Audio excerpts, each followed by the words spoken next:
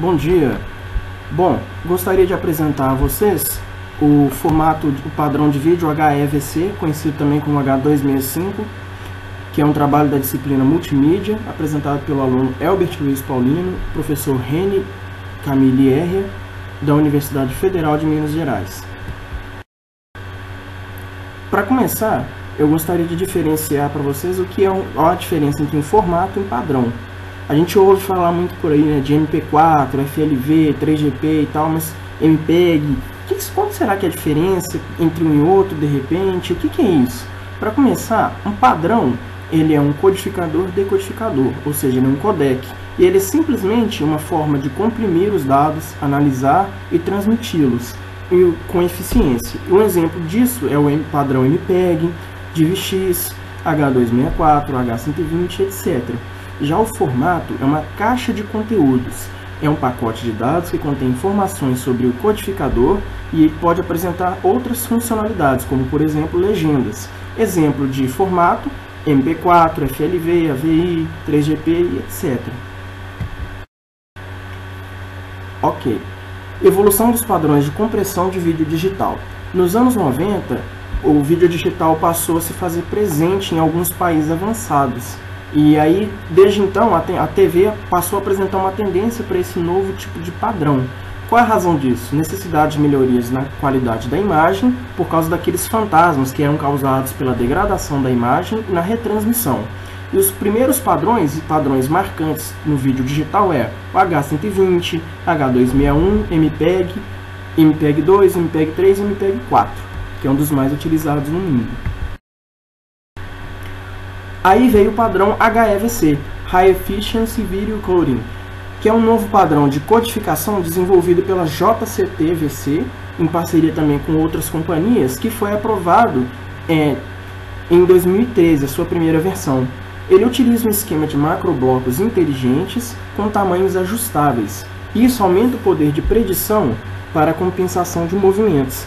Esse padrão de vídeo ele suporta a resolução de até 8K, e devido ao grande poder de compressão, ele também exige bastante poder computacional. Então, sim, um codificador-decodificador desse padrão tem que abusar bastante de paralelismos e das instruções MMX, 3DNAW, SSE, etc.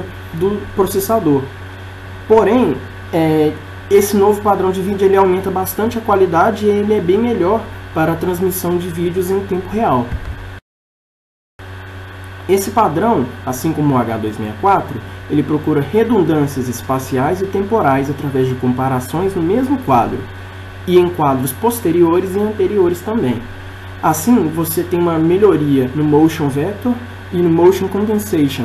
Motion Vector é um vetor bidimensional usado para fazer uma interpredição das coordenadas em uma imagem decodificada em um quadro de referência.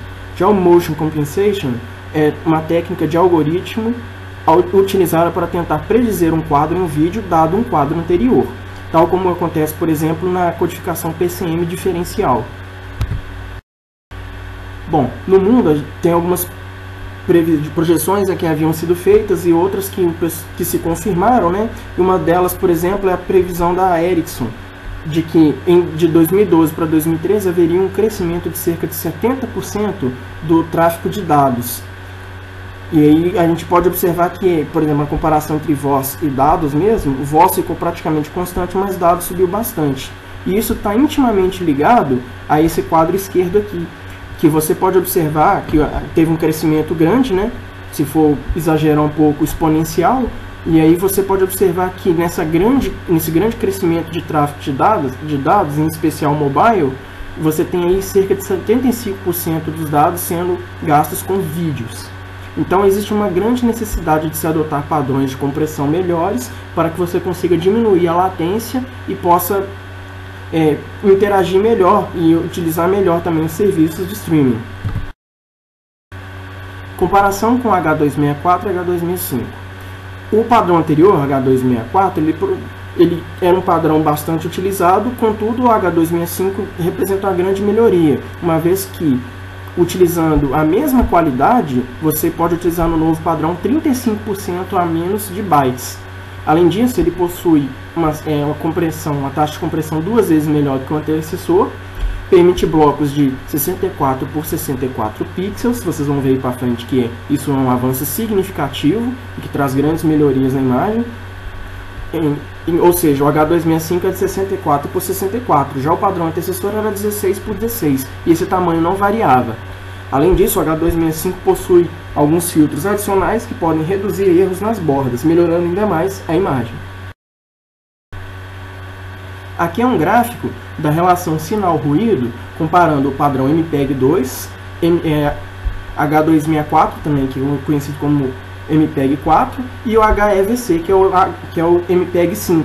Pode reparar o seguinte, para a mesma taxa de bits, você vai ter uma relação sinal-ruído muito melhor no padrão atual do que nos dois anteriores, e que representa um avanço significativo na qualidade da imagem.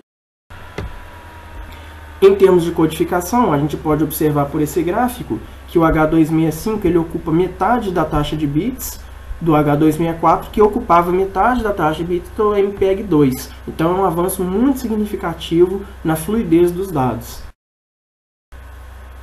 Comparação por macroblocos. Reparem aqui no H264 que você tem praticamente tamanhos fixos em todos os macroblocos, exceto em alguns pontos que existem algumas subdivisões deles.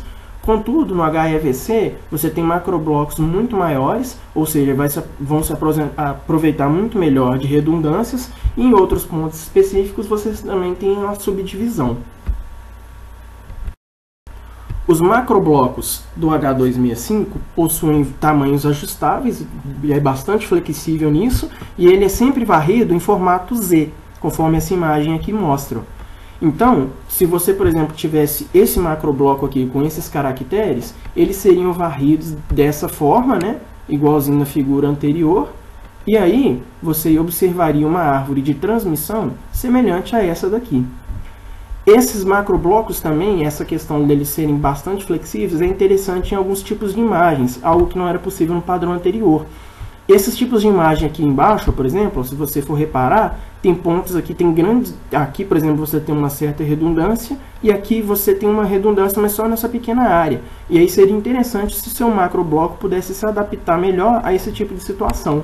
Isso torna a imagem muito mais nítida, como vocês vão ver por aí, na próxima imagem. Reparem só a diferença entre essa imagem, que está no H265, com essa. Essa imagem, devido aos filtros e aos macroblocos, apresenta melhor definição do que a anterior, para uma mesma taxa de bits e resolução. Comparando as imagens, por exemplo, quando você tem um vídeo com a qualidade relativamente semelhante, mas em um padrão e em outro, pode reparar que na esquerda você tem cerca de 4.000 kbps, já na outra você tem quase 2.000 kbps, ou seja, metade do que o padrão antigo gastaria para uma imagem que tem aproximadamente a mesma qualidade. Só que se vocês forem reparar, podem ver que aqui ó, as bordas, por exemplo, estão muito mais suavizadas. Então essa imagem aqui ela apresenta muito menos ruídos do que a anterior. Aqui é um diagrama de blocos do HEVC. Aqui você tem a entrada de um vídeo, né? Você tem um codificador geral, um controle para codificação. Você tem aqui alguns filtros, né? Para você poder melhorar a sua imagem nas bordas. Você tem aqui alguns mecanismos de filtragem e de correção de erro residual entre quadros, né? E aí você tem um filtro, uma parte aqui final, que é uma codificação adaptativa de acordo com as situações dos quadros do vídeo. À esquerda a gente tem um vídeo em H265 e aqui no 264. Reparem entre as folhas que é muito mais nítido no novo padrão do que no anterior.